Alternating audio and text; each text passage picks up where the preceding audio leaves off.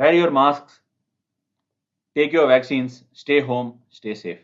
Welcome to today's episode of நேற்று ரெண்டு நாளே. நம்ம போன எபிசோட்ல பயங்கரமா ஸ்விட்ச் இட்டு ரிவர்ஸ் ஸ்வீப் அதெல்லாம் பத்தி பேசியிருப்போம். இன்னைக்கு எபிசோட்ல என்ன பார்க்க போறோம்னா போலிங் வேரியேஷன்ஸ். போலிங் வேரியேஷன்ஸ் என்ன இருக்கு? பேசிக்லி ஸ்பின் வேரியேஷன்ஸ்லாம் பார்க்க போறாங்க. சில வந்து அவுட்ஸ்டாண்டிங்கான வேரியேஷன் சில போலர்ஸ் கொண்டு வந்திருக்காங்க. எப்போதுமே பார்த்தோம்னா போலர்ஸ், அதாவது ஸ்பின் போலிங் வேரியேஷன்ஸ் பொறுத்த வரைக்கும் போலர்ஸ் வந்து கேமோட அடாப்ட் பண்ணியிருக்காங்க. புதுசா ஏதாவது கொண்டு வந்துட்டே இருந்திருக்காங்க. எனக்கு முதல்ல அந்த மாதிரி ஞாபகம் இருக்கக்கூடிய ஒரு விஷயம் வந்து தூஸ்ரா. ரெண்டாவது ஞாபகம் ஒரு விஷயம் வந்து கேரம் பால். ஆப்வியஸ்லி இந்த கேரம் பால் எங்க நான் முதல்ல பார்த்தேன் அப்படிங்கிற ஸ்டோரி எல்லாம் வந்து சில நான் ஷேர் பண்றேன். பிரசனா, தூஸ்ரா அப்படின்னா ஃபர்ஸ்ட் ஞாபகம் ஒரு ஆள் யாரு? யாராவது வந்து பிசி காலங்கள்லயே அந்த காலத்திலேயே போட்டிருக்கோம் அப்படிங்கிற மாதிரி யாராவது இருக்காங்களா? நல்ல வேலை, அந்த மாதிரி சொல்றதுக்கு யாரும் இல்ல. கவலையப்படாதீங்க, ஒருத்தரும் வந்து இது பண்ண மாட்டாங்க. இந்த பின்னாடி விக்கெட் கீப்பர் உட்காந்து சக்கே ஷபா அப்படின்னு சொல்லிட்டு இந்த இனிஷியல் மூமெண்ட் லெக் சைடு எல்லாமே இப்படியே நிக்கிறாருன்னா எங்க ஆள் அப்படின்னு விட போறாரு அப்படின்னு தான் அர்த்தம். அதை இன்வென்ட் பண்ணவர் சக்லைன் முஷ்தாக் தான். இன்னொன்னு நான் என்ன சொல்றேன்னா, இது கண்டிப்பா நீங்க நிறைய பார்த்துப்பீங்க, நீங்க ஒத்துப்பீங்க. அந்த நேரத்துல சின்ன பையனா இருந்தாலும் டெத் ஓவர்ஸ்ல நிறைய ஓவர்ஸ் ஒரு ஸ்பின் போட்டிருக்காருன்னா அந்த காலத்து ஓடிஐ கிரிக்கெட்ல சக்லைன் முஷ்தாக் தான். அந்த தூஸ்ராவோட ஆவரேஜ் ஸ்பீடு பாத்தீங்கன்னா 77 கிலோமீட்டர்ஸ்.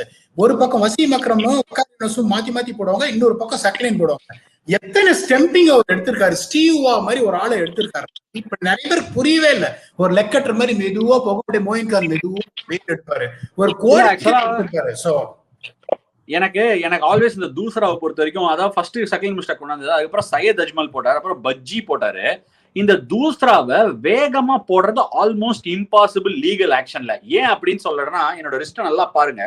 இந்த ரிஸ்ட் ஆஃப் பிரேக் இப்படி போகுங்க, அதே தூசராக்கு வந்து இப்படி போனோம். சோ இப்படி போனோம் அப்படின்னா கையை நேரா வச்சு நீங்க இப்படி போடவே முடியாது. ஒரு மாதிரி இங்க பாருங்க, பூ கூட மாதிரி அப்படி இப்படி வரும், ஏதோ லாக்க திறக்கிற மாதிரி அப்படி போடவே முடியாது. சோ இதுக்கு ஒரே சான்ஸ் எல்போவை வச்சுட்டு அப்படி ஸ்பீடு கொடுக்கறது தான். ஸோ பேசிக்லி அதனாலதான் வந்து நிறைய தூசரா போடுற போலர்ஸ்லாம் தே காட் பேண்ட். அது வந்து ரொம்ப டிஃபிகல்ட்டான பால். லிட்டரலி நீங்க டென்னிஸ் பாலை கையில எடுத்து இப்படி போட்டு பாருங்க, இந்த விரல்ல இருந்து அப்படி போட்டு பாருங்க, ரொம்ப தூரம் போவே போகாது, ஏதோ பூவை தூக்கி போட்ட மாதிரி பக்கத்திலேயே விழும்.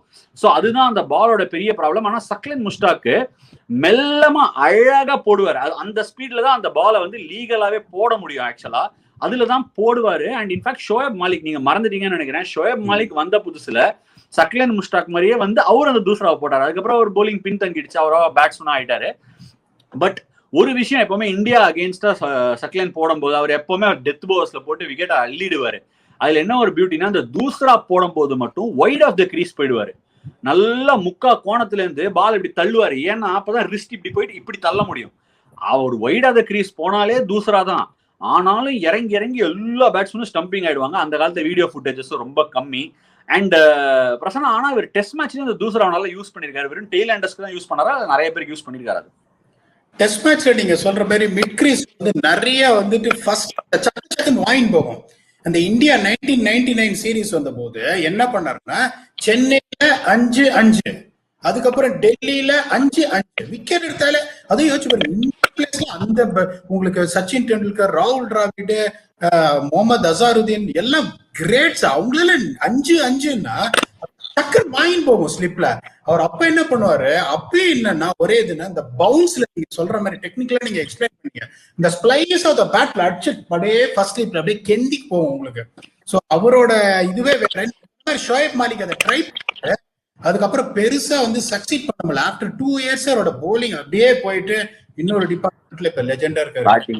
இல்ல, இன்ஃபேக்ட் வந்து ஹர்பஜன் சிங் பத்தி பேசும்போது அவரோட ஃபர்ஸ்ட் டெஸ்ட் விக்கெட் பார்த்தா கிரெக் ப்ளூவர்ட் எடுத்திருப்பாரு.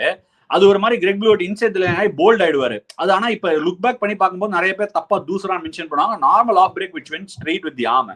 ஆனா அவரோட தூசரா அப்படின்னு பாத்தீங்கன்னா, ஷார்ஜால ரிக்கி பாண்டிங் ஸ்டெப் அவுட் பண்ணாரு ஒரு 1 டே மேட்ச்ல. ஸ்டெப் அவுட் பண்ணி அப்படி அடி போற இந்த பக்கமா போயிடும், ஸ்டம்பிங் ஆயிடுவாரு. அப்போ வந்து ஹர்பஜன் பயங்கரமா அப்படிலாம் செலிப்ரேட் பண்ணுவார். இன்ஃபேக்ட் ரெப்பர்மெண்ட் வேற பண்ணுவாங்க, அவர் வந்து சரியா இது பண்ணல, பேட் பிஹேவியருக்கு ரெப்பர்மெண்ட் பண்ணுவாங்க. பட் அதுதான் எனக்கு ஃபர்ஸ்ட் ஒரு இந்தியன் அந்த பாலை போட்டு ஞாபகம் வந்தது. ஹர்பஜன் சிங் தூசரா, சக்லைன் முஷ்டாக் தூசரா, கொஞ்சம் வெயிங் பண்ணுங்க பிரசனா. ஸ்பீடு ஒண்ணுதான், அதே மாதிரி இந்த வே இப்ப சக்லைன் பாத்தீங்கன்னா, சக்லைனுக்கு வந்து ரொம்ப குயிக்காம் ஆக்ஷன், சக்க ஓடி வர்ற மாதிரி இருக்கும். ஹர்பஜன் ஸ்மூத்தா ஒரு ஸ்வேயிங் ஷோல்டர்ஸ் அப்படியே லாங் ஸ்ட்ரைட்ஸ் அப்படியே சைடா வந்து போடுவாரு. சக்லேன் வந்து அப்படியே ஷார்ட்ஸ் சக் சக்னு வர்றதுனால உங்களுக்கு நீங்க அப்படியே நீங்க அந்த காலத்துல அட்லீஸ்ட் யாரும் இல்ல நீங்க சொல்ற மாதிரி இன்டெலிஜென்ஸ் கொடுத்தாலும் ஆக்ஷனை நீங்க பிக் பண்ண முடியாது. அதனாலதான் சக்லேன் வந்து கோடி விக்கெட் அள்ளினார ஒழிய தட் இஸ் ஒன்லி ரீசன் போது methodology is going to be the same.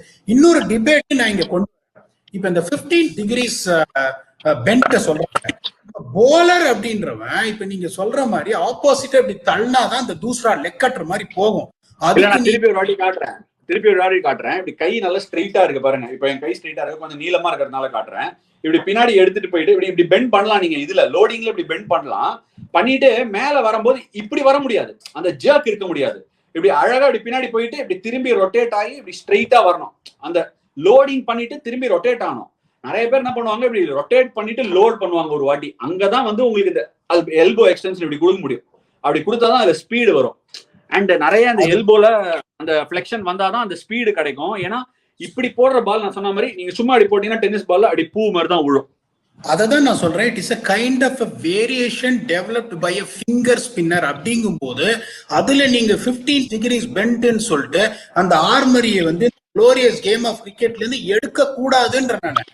இப்ப பேட்ஸ்மேனுக்கு இவ்வளவு இது கொடுக்குறீங்க. இப்ப நான் என்னோட விரல் வித்தையில நான் இந்த பக்கம் நான் பாலை டேம்பர் பண்ணலையே, பாலை நான் வந்துட்டு ஓட்ட போட்டு இது பண்ணலையே, என்னோட கை வித்தையில நான் பண்றேன். அப்படிங்கும் போது தட் ஷுட் பி மேட். அப்ப நீங்க என்ன சொல்றீங்க, அது கொஞ்சம் flex in the arm and sucking legal ஆகணும்னு ஃபீல் பண்றீங்களா? இது just because of the variation to add something in the armory should not be called a chucking. இப்ப ஃபாஸ்ட் bowlers வந்துட்டு இந்த ஸ்பீட் ஜெனரேஷனுக்காக ஆக்ஷனை இது மாத்தி அடிக்கிறாங்கன்னா அப்ப என்ன உங்களுக்கு என்ன ஆகும்? It is going to cause danger to the batsman's protection. அப்ப வரலாம், ஓகே இன்னொரு 10 கிலோமீட்டர் ஜாஸ்தியா இருக்கு, பேட்ஸ்மேன் ஹர்ட் பண்ணும். நான் ஸ்பின்னர் தூசரா போடும்போது 82 கிலோமீட்டர் மேல போடவே முடியாது. என்னோட ஆர்மரி அதை ஆட் பண்ணி என்னோட ஸ்கில்ல ஆட் பண்றங்க போது that should not be consider under this 15 degrees. The bowler should be allowed to bowl. bowlers கொஞ்சம் கொடுங்கயா. இது ஒரு இன்ட்ரெஸ்டிங் டிபேட் பிரச்சனை. இது நீங்க சொல்ற இந்த ஒரு விஷயத்த மட்டும் நான் அக்ரி பண்ண மாட்டேன். இன்ஃபேக்ட் வந்து நான் ஒரு தடவை ஃபுல் ஸ்லீவ்ஸ் போட்டு சுனில் நாராயண் மாதிரிலாம் ஆக்ஷன்ல போட்டு காமிச்சிருக்கேன். அண்ட் கேரம் பால்ல கூட அவரு இந்த விரல்ல கேரம் பால் போடுவாரு சம்டைம்ஸ். அதெல்லாம் கூட கொஞ்சம் அப்படி எல்போ யூஸ் பண்ணாதான் புஷ் பண்ண முடியும்.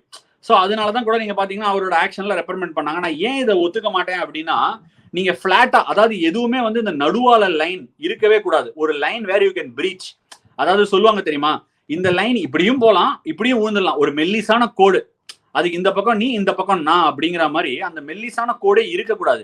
ஒண்ணு நீ எல்லாரும் த்ரோ அடி அடிச்சுக்கோ அப்படின்னு சொல்லிட்டு, இல்லாட்டி இந்த 15 டிகிரிஸ் 20 டிகிரிஸ் 22 டிகிரிஸ் அந்த மாதிரி இருக்கக்கூடாது. ஏன் நான் இதை சொல்றேன் அப்படின்னா, நாளைக்கு வந்து நீங்க சொல்றீங்க இப்ப ஸ்பின்னர் வந்து சக்கடிச்சா டேஞ்சர் வராது அப்படின்னு. ஆண்ட்ரே ரசல் ஹெல்மெட் இல்லாம இன்னைக்கு கைஸ் அஹமத் ஆடிந்தாரு T10 லீகா எங்கேயான்னு தெரியல.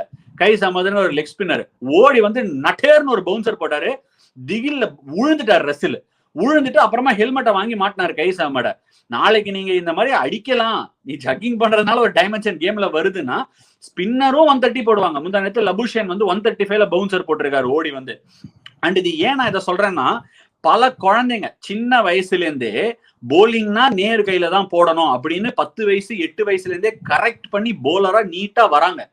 ஓகே, அதை வந்து நீங்க லாஸ்ட்ல வந்த உடனே எங்கேருந்தோ இந்த மாதிரி ஒரு ஆள் வந்தா நாளைக்கு காம்படிஷன் வரும். அதாவது எப்படி காம்படிஷன் வரும்னா, லீகலா போடுற ஒரு ஆஃப் ஸ்பின்னருக்கும் கொஞ்சம் இந்த மாதிரி ஃபிளெக்ஸ் பண்ணி போடுற ஆஃப் ஸ்பின்னருக்கும் காம்படிஷன் வரும்போது பாவம் சரியான முறையில அந்த ஸ்கில்ல பயிற்சி எடுத்து வந்தவருக்கு அந்த இடம் அடைக்கப்படுது.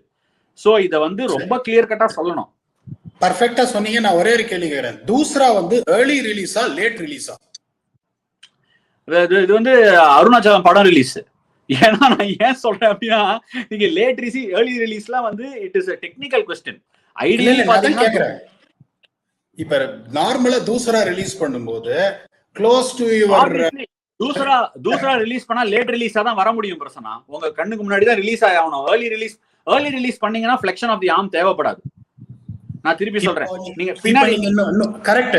இப்ப நீங்க 130 கிலோமீட்டர்ல ஒரு பவுன்சர் போடணும்னா ரிலீஸ் எங்க இருக்கும்?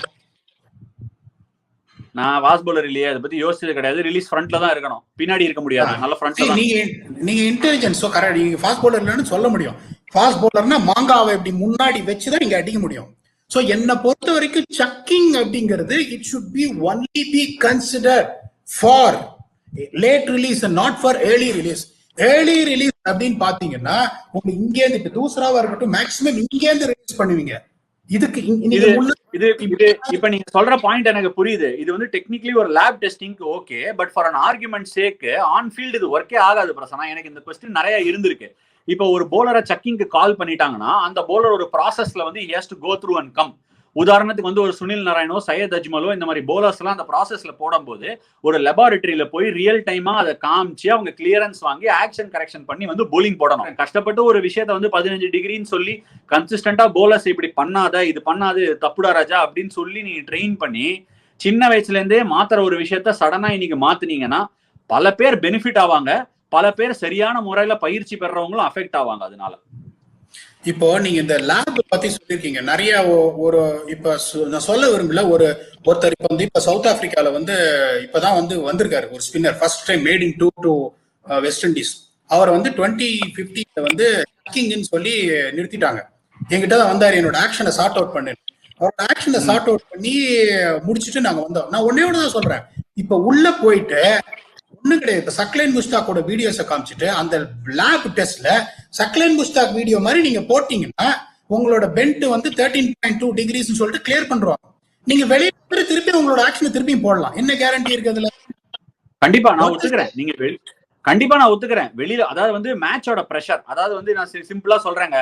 நான் வந்து ஒரு எக்ஸாம்பிளுக்கு சொல்றேன். நான் பஸ்ல வந்து டெய்லி போற பிக் பாக்கெட்டுங்க. ஓகே, நான் வந்து நாளைக்கு திருந்திட்டேன்.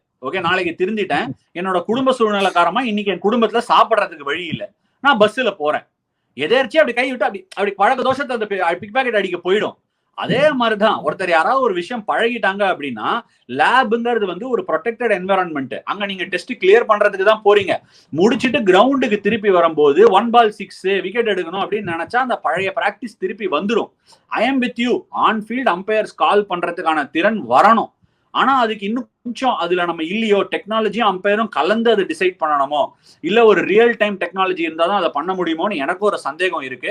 At this point of time where it stands, வேற வழி இல்லாதனால அம்பையர் ஆன் ஃபீல்ட் கால் பண்ண முடியுது இல்லைங்கிறது என்னோட ஒப்பீனியன். ஆனா தூசராவை அலோவ் பண்ணுங்க, தூசரா போடலாம், மெதுவா சக்லைன் முஸ்டாக் போட்ட மாதிரி போடுங்க. வேகமா ஓடி வந்து கைய முன்னாடி வச்சு மடக்கி ஒரு அடி அடிக்கிறது நான் ஒத்துக்கல. அது வந்து லீகல் கிடையாது, அது பேட்ஸ்மேனுக்கு சரியும் கிடையாது அப்படிங்கிறது என்னோட ஒப்பீனியன். நானே ஒரு குவாலிஃபைடு அம்பையர் தான். சோ இப்ப எனக்கு நானே அங்க நின்னா ஒருத்தன் மடக்கி அடிச்சான்னா ஒரு பால் நான் மிஸ் பண்றேன். ஃபர்ஸ்ட் பாலே கால் பண்றதுக்கு ஒரு மாதிரி இருக்கும். I'll be very honest with you. நானும் ஒரு சில மேட்சஸ்ல ரெண்டாவது பால் பார்த்தா நமக்கு பொறி தெரியும், என்னடா அது மடக்கி அடிக்கிறேன்னு. மூணாவது பால் நீங்க கண்டிப்பா கால் பண்ணுவீங்க. அந்த மூணு பால்குள்ள 2 பேட்ஸ்மேனோட கரியர் பினிஷ் ஆகிறதுக்கான வாய்ப்பு இருக்கு பிரசன்னா. இதை நான் வந்து எக்ஸாம்பிளோட வந்து 2 பேட்ஸ்மேனோட டெஸ்ட் கரியரை பத்தி என்னால சொல்ல முடியும். ஆனா அதை சொன்னீங்கன்னா நான் ஒரு கேன் ஆஃப் வேர்ம்ஸ் ஓபன் பண்ணிடுவேன்.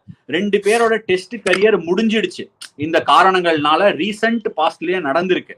அதனாலதான் வந்து நான் அதை திருப்பி சொல்றேன். நீங்க 2 பால் பார்த்துட்டு 3வது பால் கொடுக்கறதுக்குள்ள ஒரு டெஸ்ட் மேட்சோட ஃபேட்டே முடிஞ்சிடும், ஒரு பேட்ஸ்மேனோட கரியர் ஓவர் ஆயிடும் 2 பேட்ஸ்மேனுக்கு. அதுல 2 விஷயம் இருக்கு ஆஷ். ஒரு சில போலர் எல்லா பாலுமே சஸ்பெக்டா இருக்கிற மாதிரி இருக்கும், ஒரு சில போலர் அந்த வேரியேஷனை மட்டும் மடக்கி எடுப்பான். சோ அப்படிங்கும் போது இப்ப நீங்க ஸ்கொயர்ல கம்பேர் போது ஆக்ஷன் இப்படி பார்த்துட்டே இருப்பீங்க. சோ அப்படிங்கும் போது அந்த ஃபர்ஸ்ட் பால் போடும் போதே உங்களுக்கு தெரிஞ்சிடும் ஆக்ஷனே இந்த மாதிரி தான் இருக்கு. So be ready to call. ஒரு சில பியூட்டிஃபுல் ஆக்ஷன் இருக்கும், அந்த பர்டிகுலர் தூசரா போடும்போது மடக்குவான். So you should have a leverage to what to call what.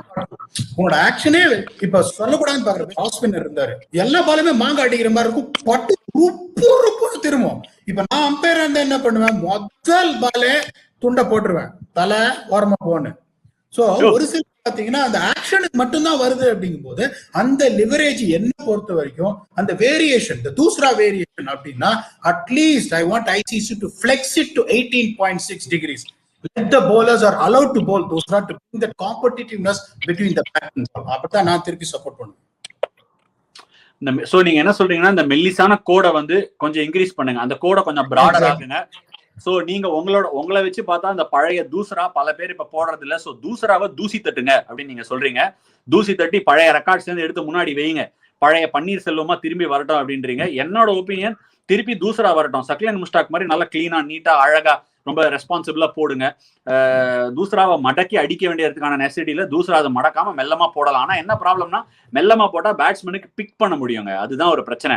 மெல்லமா அப்படி போட்டீங்கன்னா பேட்ஸ்மேனால பிக் பண்ண முடியும். இதே தான் நிறைய பேர் கேட்பாங்க, நீங்க போடுற கேரம் பாலையும் பிக் பண்ணலாமே அப்படின்னு. பிக் பண்றது ஒண்ணு, ஆடுறது ஒண்ணு, பாக்குறது ஒண்ணு, விளையாடுறது ஒண்ணு, ரெண்டும் வேற வேற. சோ பிக் பண்ற மாதிரி இருந்தாலும் அந்த லீகாலிட்டி ஆஃப் த கேம், அந்த அழகு கேம்ல இருக்கணுங்கிறத நான் பிலீவ் பண்றேன். தூசராவை தூசி தட்டுங்க, ஆனா லீகலா தூசி தட்டுங்க. நீங்க சொல்லுங்க, தூசராவை தூசி தட்டணுமா, பழைய பன்னீர்செல்வமா தட்டணுமா, சக்லேன் முஸ்டாக் மாதிரி, இல்ல இவர் சொல்ற மாதிரி 18 டிகிரில தூசி தட்டி கொண்டு வாயா பாத்துருவோம் அப்படின்னு சொல்லலாமான்னு சொல்லுங்க. இந்த எபிசோட என்ஜாய் பண்ணிருப்பீங்கன்னு நினைக்கிறேன். தூசராக்கு தூசி தட்டணுமா வேணாமா, அதுதான் கேள்வி. நீங்களே கமெண்ட் செக்ஷன் விடுங்க. இது ஒரு ஆர்குமெண்ட், ஒரு டிபேட் தான். என்னோட தரப்பை நான் எடுத்து வச்சேன், பிரசன்னா அவர் தரப்பு எடுத்து வச்சாங்க. இது யாரும் சரி தவறுங்கிறது கிடையாது. என்னோட மனசுல ஒரு கிரிக்கெட்டரா இருக்கிறத ஃபீல் பண்றேன். அவர் போலருக்கு அகைன்ஸ்டா நிறைய போகுது, அது திருப்பி ஃப்ரண்ட்ல வைக்கலாம் அப்படின்னு சொல்றாரு. கரெக்டா ஃபினிஷ் பண்றேன் பிரசன்னா. பர்ஃபெக்டா சொன்னீங்க. சோ நான் வந்து அதான் சொல்றேன், I want a equal balance between bat and ball. பேட்ஸ்மேனுக்கு இவ்வளவு கொடுக்குறீங்களா, bowlersக்கு இவ்வளவு கொடுங்க, அதுதான் நான் சொன்னேன். அப்ப காம்படிஷன் வந்து பெட்டர் ஆகும். I want to see bowlers defend 125 in T20 cricket, bottom line. அவர் பிரசன்னா என்ன சொல்றாருன்னா, பிரசன்னா வந்து ஈக்குவாலிட்டி, அதாவது நல்ல சொத்து இருக்கிற ஒரு அப்பா வந்து எல்லா பசங்களுக்கும் ஈக்குவலா பிரிச்சு கொடுக்க சொல்றாரு. சொத்து இருக்கிறது ஐசிசி கிட்ட, எல்லாருக்கும் பிரிச்சு கொடுங்க, நாடு வித்தியாசம் இல்லாம பேட்ஸ்மேன் போலர் 2 பேருக்கு பிரிச்சு கொடுங்க அப்படின்னு சொல்லி இந்த எபிசோட் ஆஃப் நேற்று இன்று நாளைய முடிவுக்கு கொண்டு வரோம். நாளை எப்படி இருக்க போகுது, தூசராக தூசி தட்டுறோமா தட்டலையா, 18 டிகிரிஸோட தட்டுறோமா, சக்லேன் முஸ்டாக் படி தட்டுறோமா அப்படிங்கறத சொல்லி இந்த எபிசோட நிறைவே கொண்டு வரேன். அடுத்த எபிசோட்ல நம்ம கேரம் பால் பத்தி பார்க்கலாம். Thank you so much for joining us on today's episode of நேற்று இன்று நாளை.